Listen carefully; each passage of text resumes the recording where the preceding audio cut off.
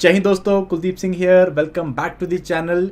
सो आज एक बहुत ही इंपॉर्टेंट टॉपिक के ऊपर हम लोग डिस्कस करने वाले हैं। वो है कि आप किस तरह से प्रिपेयर करें इंटरव्यू के लिए। बिकॉज एज वी नो कि हमारा जो HPS के 2021 के पेपर का जो इंटरव्यू शेड्यूल है वो रिलीज़ हो चुका है एंड 8 मई से जो है हम लोग का पेपर होने वाले हैं।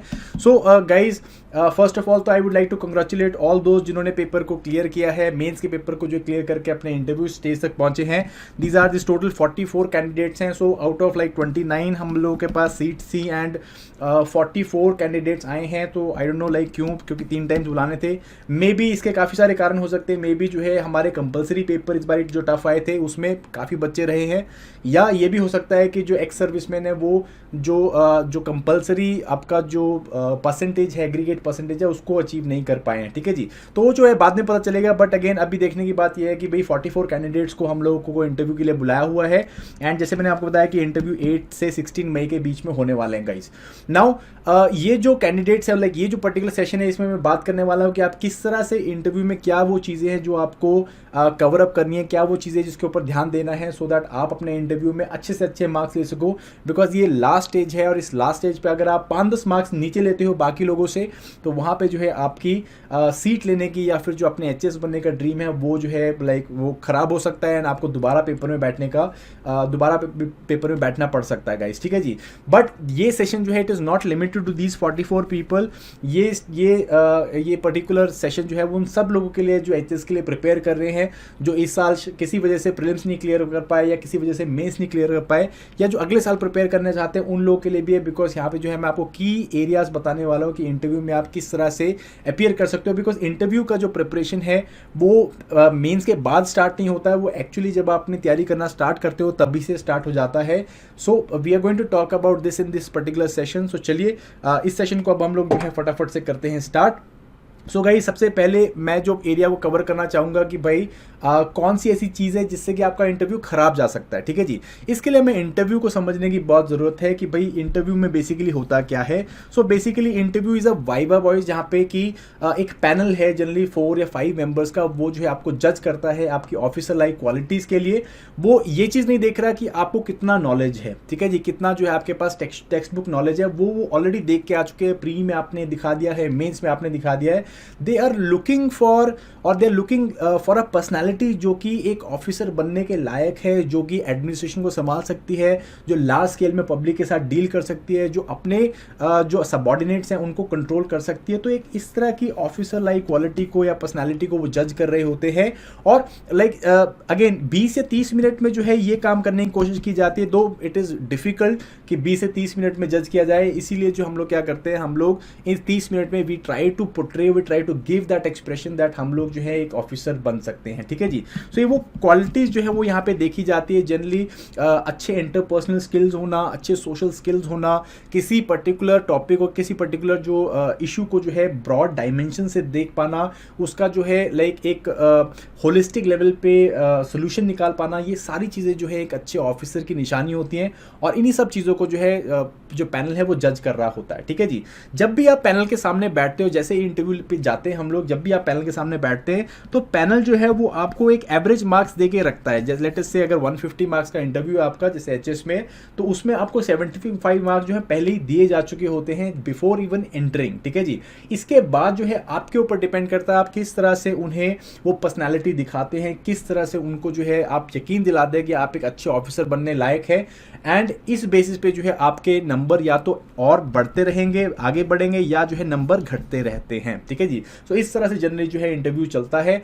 और यहाँ पे जो है बहुत इंपॉर्टेंट चीज़ें like each and everything is very minutely noticed.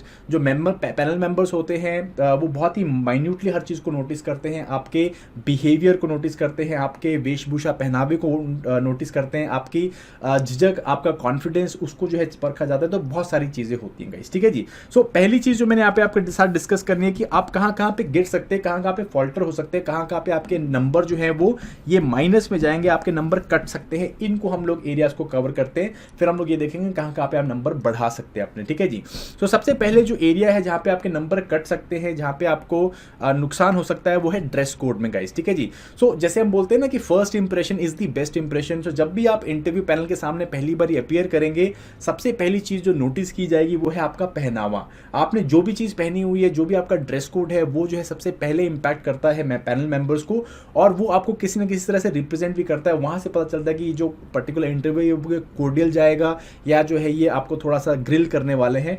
सो अगर आपका ड्रेस कोड जो है, like what kind of dress code you should have, generally जो फीमेल कैंडिडेट्स होती हैं वो साड़ीज को प्रेफर करते हैं या सूट्स को प्रेफर करते हैं, एंड जनरली जो मेल कैंडिडेट्स होते हैं वो सूट्स को प्रेफर करते हैं, टाई एंड प्रॉपर जो आपका फॉर्मल्स होते हैं उनको प्रेफर करते हैं गाइस, ठीक है जी। सो जो भी आपका ड्रेस कोड है, आप उसके साथ फेमिलियर होना बहुत ज़्यादा जरूरी है, आपके साथ कंफर्टेबल होना बहुत ज़्यादा जरूरी है, बिकॉज जब भी आप इंटरव्यू जो रूम है उसमें एंटर करेंगे, आप ऑलरेडी नर्वस होंगे, और नर्वस होने के साथ क्या होगा, अगर आपने जो पहनावा पहना हुआ है उसके ऊपर आप कॉन्फिडेंट नहीं है, उसको आपने कैरी पहले नहीं किया हुआ है, तो eventually what will happen is ये अंडर कॉन्फिडेंस जो है ये it will take over the interview और आपको नेगेटिव मार्क्स मिलने वाले हैं। तो जो भी आपका ड्रेस कोड है, स्पेशली उन 44 कैंडिडेट्स को जो कि इस बार अभी लिख रहे हैं, they are going to go for the interview, उन 44 कैंडिडेट्स के लिए एक बहुत इंपॉर्टेंट सजेशन है कि वो जो भी इंटरव्यू में पहनने वाले हैं ड्रेस कोड, उसको बेसिकली वो 2-3 बारी पहने, उसके साथ जो है कंफर्टेबल हो जाए, बहुत ज़्यादा ज़रूरी है, ठीक है जी। स्पेशली गाइज, क्योंकि जो टाई गाइज पहनते हैं, लड़के जो टाइज पहनते हैं, क्या होता है कि जनरली टाई के साथ वो फेमिलियर नहीं होते, और इससे क्या होता है कि वो घुटन महसूस करते हैं जब वो इंटरव्यू में जाते हैं, स्पेशली जब कोई टफ सवाल उनसे पूछा जाता है। हमने बहुत सारे मॉक्स में ये देखा है कि जब किसी कैंडिडेट से टफ सवाल पूछा जाता है, सबसे पहले वो जो है अपनी टाई को एडजस्ट करने की कोशिश करता है। क्यों? बिकॉज टाई के साथ फेमिलियर नहीं होते हैं, ठीक है जी। टाई का लेंथ बहुत इंपॉर्टेंट होता है, टाई का लेंथ जो है वो ज़्यादा लंबा नहीं होना चाहिए, ठीक है जी। So you have to see all those things, these are part of your dress code, the first thing that is going to be seen by the interview panel, ठीक है जी। सेकंड चीज is the about you bomb, ठीक है जी। सो bomb क्यों बोल रहा हूं मैं? Because again this is the most asked question in the interview, ठीक है जी। अगर आप इंटरव्यू की बात करो, 95% इंटरव्यूज जो हैं वो स्टार्ट इससे होता है कि भाई tell me something about you, ठीक है जी। वो जानते हैं, इंटरव्यू पैनल के पास आपका डिटेल एप्लीकेशन फॉर्म पड़ा है, वो जानते हैं कि आप किस तरह की पर्सनालिटी है, बट स्टिल वो आपको ये क्वेश्चन पूछने वाले हैं। क्यों? बिकॉज वो आपसे सुनना चाहते हैं कि आप अपने आप को किस तरह देखते हैं, आप अपनी पर्सनालिटी को किस तरह जज करते हैं, और ये चीज़ जो है जिस तरह से आप इसको आंसर करेंगे वो बहुत इंपॉर्टेंट हो जाता है आपके इंटरव्यू के लिए, ठीक है जी। सो अबाउट यू जो है आपको एक अच्छा प्रिपेयर करके रखना है, और इस अबाउट यू को अगर आप अच्छे से डाल पाएंगे, अच्छे से आंसर कर पाएंगे, तो डेफिनेटली आपका इंटरव्यू जो है पॉजिटिव साइड में जाएगा। मेरी जो प्रो टिप ये रहेगी कि आप जाके definitely you should sit in front of the mirror और अबाउट यू के क्वेश्चन को जो है आप प्रैक्टिस करें, ठीक है। जब भी आपको कोई अबाउट यू क्वेश्चन पूछे तो आपने अपने मिरर के सामने बैठना है, वहाँ पे जाके इसको जवाब देने की कोशिश करनी है। थर्ड थिंग जो कि आपके इंटरव्यू को नेगेटिव साइड में लेके जा सकता है, वो आपके डिटेल एप्लीकेशन फॉर्म के इश्यूज। गाइज मैं आपको पहले ही बहुत ज़्यादा एम्फोसाइज कर चुका हूँ, मैंने पिछले साल भी ये सेशन दिए थे कि भाई जो डिटेल्ड एप्लीकेशन फॉर्म है वो चाबी है आपके पर्सनालिटी की, ठीक है जी। तो और वो उनके पास पहुंच जाएगी पैनल मेंबर के साथ। सो बेसिकली जैसा आपका डिटेल एप्लीकेशन फॉर्म होगा उस तरह से आपको जो है आपका आंकलन वहाँ पे किया जाएगा। सो डिटेल एप्लीकेशन फॉर्म को बहुत ही ध्यान से भरना है। इसके रिगार्डिंग मैं ऑलरेडी पिछले साल एक वीडियो कर चुका हूँ, तो वो वीडियो मैं आपको डिस्क्रिप्शन बॉक्स में भी डाल दूंगा, कमेंट सेक्शन में भी डाल दूंगा, उसको जाके ज़रूर देखो, एंड वो आपको बताएगा कि किस तरह का जो आपका डिटेल एप्लीकेशन फॉर्म रहेगा और उसमें कैसे कैसे चीज़ों को भरना है, ठीक है जी। सो एक कोहेरेंट आपका फॉर्म होना चाहिए जिसमें आपकी एक पर्सनैलिटी कोहेरेंस दिखे, उसमें कंट्राडिक्शंस नहीं दिखने चाहिए। अगर कंट्राडिक्शन दिखेंगे तो क्या होगा, क्योंकि ये जो पैनल मेंबर्स है बहुत ज़्यादा एक्सपीरियंस जो आपके ब्यूरोक्रेट्स हैं, ये इवेंचुअली पकड़ लेंगे कि आपके अंदर जो है इनकोहेरेंसी, और उसको जो है ग्रिल करने की कोशिश करेंगे, ठीक है जी। Next is behavioural issues. Behavioural issues तब होते हैं जब भी आपको प्रेशर के अंदर डाला जाता है तो आपके जो बिहेवियरल ट्रेट्स है वो सामने आते हैं, ठीक है जी।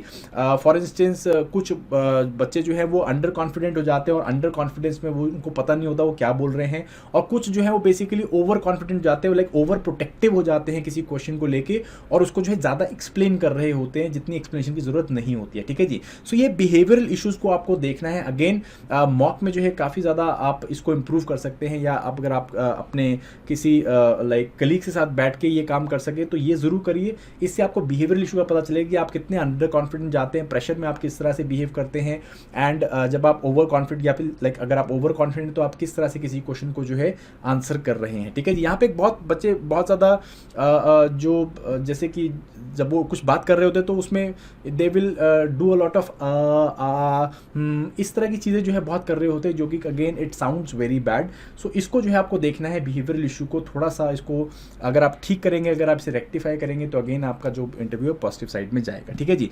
एम्बिगिटी अनदर एक इंपॉर्टेंट इशू है, ये भी जो है पहले लाइक बिहेवियरल इशू से निकल के आता है। अगर आप अंडर कॉन्फिडेंट है या ओवर कॉन्फिडेंट है तो आपके क्वेश्चंस में, आपके आंसर्स में एम्बिगिटी आ जाएगी, ठीक है जी। फॉर इंस्टेंस अगर आपको कोई क्वेश्चन आता है और आप उसमें ओवर कॉन्फिडेंट हो गए तो जनरली जो क्वेश्चन का आंसर होगा वो आप दे चुके होंगे बट उसके आसपास घूमने लग जाएंगे, अगेन एम्बिगियस हो जाएगा आंसर। सिमिलरली जब अंडर कॉन्फिडेंट होगे तब भी आप ये काम करेंगे, तो एम्बिगिटी को आपको देखना है। You have to ensure, pro tip यहाँ पे क्या है कि यू हैव टू इंश्योर कि जो भी आपसे क्वेश्चन पूछा जाए आप उसे 2 या 3 सेंटेंसेस मैक्सिमम में जवाब देने की कोशिश करो, और अगर आप ये कर पाओगे अगेन आप जो है बहुत ही कंसाइज वे में, प्रिसाइज वे में अपना आंसर दे पाओगे गाइस, ठीक है जी।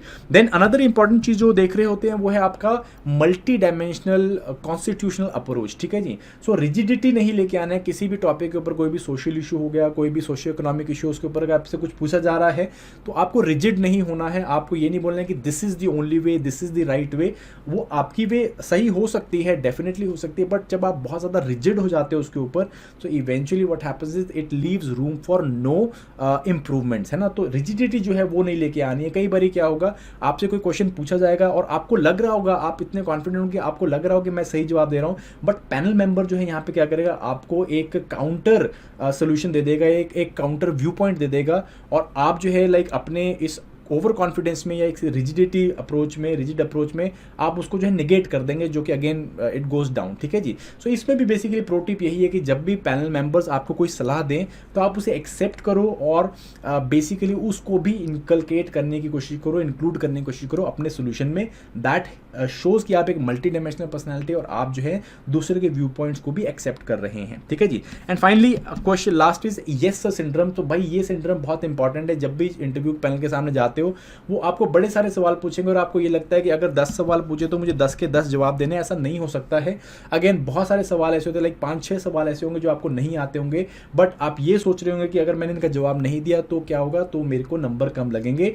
तो yes sir syndrome is basically कि आप हर क्वेश्चन का जवाब देने की कोशिश करते हो, हर उसमें कहते हो कि yes sir I know about it, ये yes sir I can take a guess about it, और वहां पे क्या होता है, वहां पे आपको फंसा लिया जाता है, ठीक है जी। So you need to ensure कि आप उन्हीं क्वेश्चंस को जवाब दो जो आपको अच्छे से पता है, या आपको जो है लगता है कि मैं इसके साथ जस्टिफाई कर पाऊंगी या कर पाऊंगा। एंड अगर आपको लगता है कि नहीं कर पाऊंगा तो you have to say is no sir I don't have any information about it, but I will definitely go and read more about it, ठीक है जी। सो इससे क्या होता है, इससे बेसिकली आप उस क्वेश्चन के अंदर फंसने से बच जाते हो। और जनरली क्योंकि पैनल मेंबर को 30 से 40 मिनट आपके साथ लगाने हैं, वो तो चाहते हैं आपको सिलेक्ट करना, तो आपको और क्वेश्चन पूछेंगे जहां पे कि वो आपको जज कर सके। सो आप उन फील्ड्स में खेलिए जहां पे आपका कॉन्फिडेंस या जहाँ पे आप जो है ज़्यादा कॉन्फिडेंट है, ठीक है जी। सो ये कुछ एरियाज है जहाँ पे आप फॉल्टर कर सकते हैं गाइज, एंड अगर आप आई थिंक इन एरियाज के ऊपर काम करेंगे तो your interview will be very very good.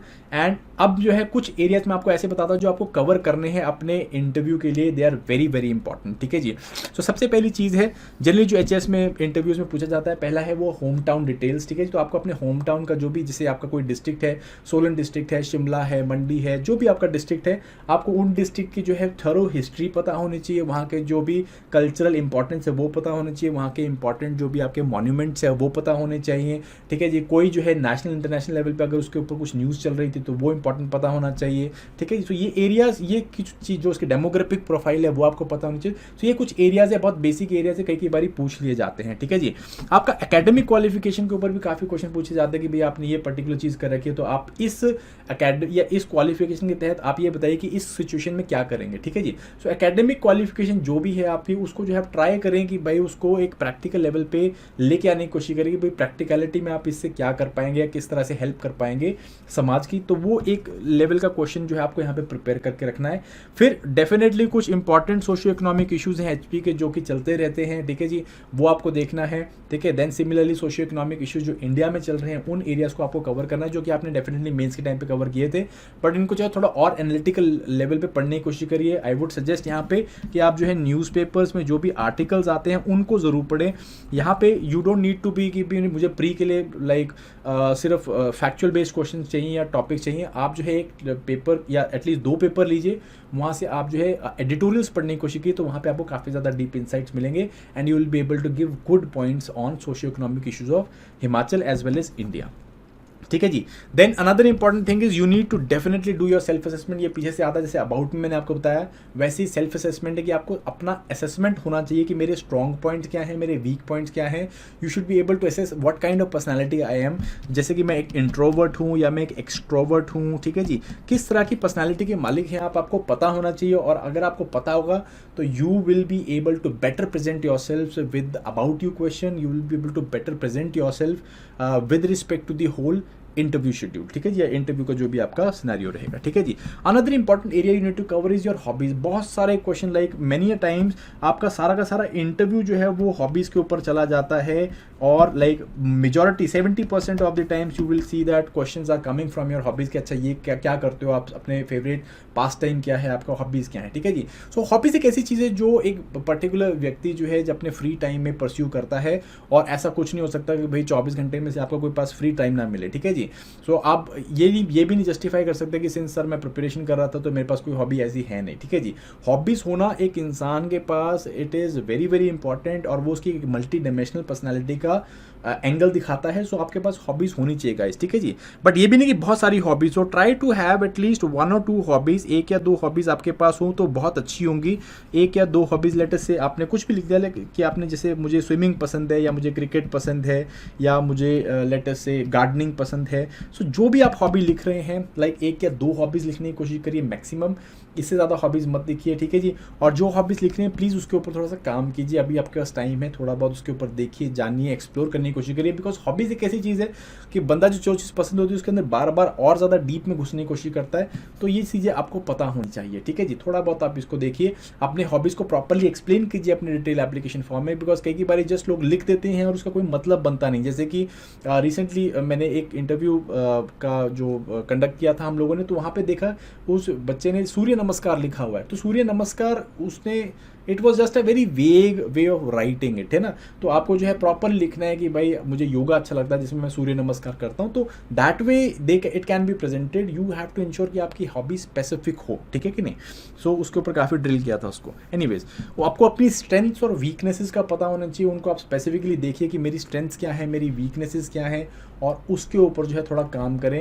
And ऐसा नहीं हो कि अभी आपकी स्ट्रेंथ और वीकनेसेस जो है वो कॉन्ट्राडिक्टरी लगे। जैसे स्ट्रेंथ आप बोल देते हो कि मैं बहुत पेशेंट हूँ, और वीकनेस आप बोल दोगे कि मैं बहुत जल्दी मुझे गुस्सा आ जाता है, ठीक है जी। तो इससे क्या होता है, कॉन्ट्राडिक्टरी पर्सनालिटी दिखती है कि पेशेंट भी है, पेशेंस भी है इसके अंदर, बट अगेन जल्दी गुस्सा भी आ रहा है, तो ऐसे कैसे हो सकता है ना। तो ये चीज़ें आपको थोड़ा सा कवर करनी है। Then obviously your presentation and communication skills, specially जो मेंस के बाद जब बच्चे आ रहे होते हैं तो इतना ज़्यादा पढ़ रहे होते हैं, इतना ज़्यादा सोशली आइसोलेट हो रखे होते हैं कि वो प्रेजेंटेशन और कम्युनिकेशन में थोड़ा सा लैग कर रहे होते हैं, ठीक है जी। तो प्रेजेंटेशन स्किल बनाइए, वो कम्युनिकेशन स्किल डेवलप कीजिए, अपने दोस्तों के साथ जाके किसी पर्टिकुलर टॉपिक को एक्सप्लेन करें, शीशे के सामने बैठ के अपने आप को जो है थोड़ा सा प्रिपेयर करें, किसी टॉपिक को एक्सप्लेन करने की कोशिश करिए। देखिए कि आपके प्रेजेंटेशन और कम्युनिकेशन स्किल कैसे हैं, कैसे आपके हाथ चल रहे हैं, कैसे जो है आप अपने सेंटेंसेस को लेते हैं, कैसे आप सेंटेंसेस को यूज़ करते हैं, किस तरह के आप लाइक जब भी आप सेंटेंसेस बोल रहे हैं, कुछ भी बोल रहे हैं, तो आप उसको किस तरह से बोल रहे हैं वो देखिए थोड़ा सा, ठीक है जी। अपीयरेंस के ऊपर मैं आपको ऑलरेडी बता ही चुका हूँ। आपका अपीयरेंस जो है, जैसे अपना सबसे इंपॉर्टेंट चीज़ मैंने आपको ड्रेस कोड बताई वो है। इसके अलावा appearance is the way you look, ठीक है जी। अच्छा हेयर कट रखिए, और उसके बाद जो भी आपने ड्रेस पहनी है आप प्रॉपरली जो है बैठिए, ठीक है जी। Your shoulder should be rolled back, you should be seated properly, आपके जो हाथ हैं वो प्रॉपर जो है आपके थाइस के ऊपर होने चाहिए। और ये एक प्रॉपर प्रेजेंटेशन देखिए, अपने शीशे के सामने खड़े होइए या बैठिए वहाँ पे चेयर के सामने, और ये अपीयरेंस देखिए, इस अपीयरेंस को ढालने की कोशिश कीजिए, ठीक है जी। अपीयरेंस ऐसा होना चाहिए कि वो एक रिसीविंग अपीयरेंस लगे, कि वो अपीयरेंस ऐसा है कि जिसमें आप रिसीव कर सकते हैं, आप उनसे सुनेंगे, ठीक है जी। ऐसा अपीयरेंस नहीं होना चाहिए जिसमें आप डिफेंड करने बैठे हैं, ठीक है जी। ये दो तरह के अपीयरेंसेस होते हैं, एक होता है आप रिसीव करने बैठे, एक होते हैं आप डिफेंड करने बैठे हैं, ठीक है जी। आपको इजीली मिल जाएंगे, आप लाइक सर्च करिएगा, आपको दोनों अपीयरेंस देखने को मिलेंगे, बट आप इस अपीयरेंस में, रिसीविंग अपीयरेंस में बैठेंगे। You should be sitting up straight, up tight, and आपको जो है अपने हाथों को कहाँ रखना है, आपके हाथों को आपको अपने थाइस के ऊपर रखना है, ठीक है कि नहीं। And obviously everything can be manage with a smile, so have a right smile guys. एक आप स्माइल जो है वो हमेशा वियर करनी है आपको, क्योंकि जितना मर्जी आपको ग्रिल किया जा रहा है या जितना मर्जी आपको टफ क्वेश्चन पूछा जा रहा है और आप नो बोल रहे हैं उन क्वेश्चंस में, अगर आप एक राइट टाइप ऑफ स्माइल देंगे ना, तो वो स्माइल जो है बेसिकली क्या करेगी, उस इन्वायरमेंट को, उस टेंशन्स को डिफ्यूज़ करने का काम करेंगी और आपकी एक जॉली पर्सनैलिटी दिखाएंगी। तो एक स्माइल, बहुत ज़्यादा भी स्माइल नहीं, like you don't have to laugh, you just have to give a right kind of a smile. एक हल्की सी स्माइल दीजिए, आपको बहुत ज़्यादा बेनिफिट देगी आपके इंटरव्यू में, और मैटर फैक्ट आपकी ज़िंदगी में। जहाँ भी आप मुश्किल में हो, हल्की स्माइल दीजिए। अगर आपकी गलती है तो सॉरी बोलिए, अगर आपको जो है कुछ बताना है तो ये बताइए, एंड आपकी राइट स्माइल जो है आपको वो नेगेटिव मार्क्स लेने से बचा लेगी। इवेंचुअली आपको कुछ पॉजिटिव मार्क्स भी मिलेंगे, ठीक है जी। सो ये एरियाज आई थिंक आपको कवर करके जाने चाहिए। आई एम श्योर आपके ऊपर इनके ऊपर काम भी करे होंगे, स्पेशली नए बच्चे जिन्होंने इस साल पेपर देना है या जो इस साल प्री मेंस में जो है नहीं क्लियर कर पाए, उन लोगों के लिए काफ़ी अच्छा असेसमेंट है ये। आप जाके अभी से स्टार्ट कीजिए थोड़ा बहुत अपने ऊपर काम करना। If you will be able to do it, I think interview के लेवल तक you will be an expert in it, and you will be able to better present yourselves not only to the interview panel but to everyone around yourselves, ठीक है जी। सो ये आपको काम करना है। And another thing for those 44 candidates, भाई हम लोगों ने मॉक इंटरव्यू जो है वो रख रहे हैं। So it will be headed by doctor DR Bhatti, ex DGP रह चुके हैं, 10 साल का एक्सपीरियंस है, and professor KP Shanti, brigadier Amit Vig, and और dear professor KS Sandhu sir, वो जो है वहाँ पे होने वाले हैं। 4 member panel interview, again judging you on all types और all aspects of your personality. ये जो है हम लोग मॉक इंटरव्यू रख रहे हैं। डेडिकेटेड हेल्पलाइन नंबर, अगर आप अपना इंटरव्यू बुक करना चाहते हैं तो ये नंबर दिया हुआ है मिस पल्लवी का, आप इनको कॉल कर सकते हैं और अपना इंटरव्यू का जो शेड्यूल है बुक कर सकते हैं। नंबर में जो है डिस्क्रिप्शन में भी डाल दूंगा। मॉक इंटरव्यू जो रहेंगे वो 5th, 6th और 7th मई को रहने वाले हैं, तो आप 5th, 6th और 7th मई के अपने स्लॉट्स को बुक कर सकते हैं guys. Only 1 interview will be given, and उसके बाद 20-30 मिनट्स का इंटरव्यू होगा, उसका जो है प्रॉपर रिकॉर्डिंग भी किया जाएगा, वो रिकॉर्डिंग कैंडिडेट को दिया जाएगा और उसको जो है 1 घंटा डिटेल्ड डिस्क्रिप्शन दिया जाएगा कि उसमें क्या चीज़ें उसको इम्प्रूव करने की ज़रूरत है, ठीक है जी। अगर आपका इंटरव्यू का जो शेड्यूल आता है वो लेट का आता है, लाइक 12-13 का आता है, तो आप 6-7 का बुक कर सकते हैं। अगर जल्दी का आ रहा है तो आप 5th का बुक कर सकते हैं। 5th, 6th, 7th is the time. आप नंबर्स पे कॉल कर सकते हैं, definitely going to help you out in interview stage of yours guys, ठीक है जी। So that was it for this particular session guys. Thank you very much, and I will see you soon. Lot of sessions that need to be taken this year, and we are hoping कि HS भी जो है जल्दी से जल्दी आ जाएगा। So उसके लिए भी हम लोग आपके लिए कुछ लेके आएंगे guys. So till next time guys, thank you very much, all the very best, bye bye।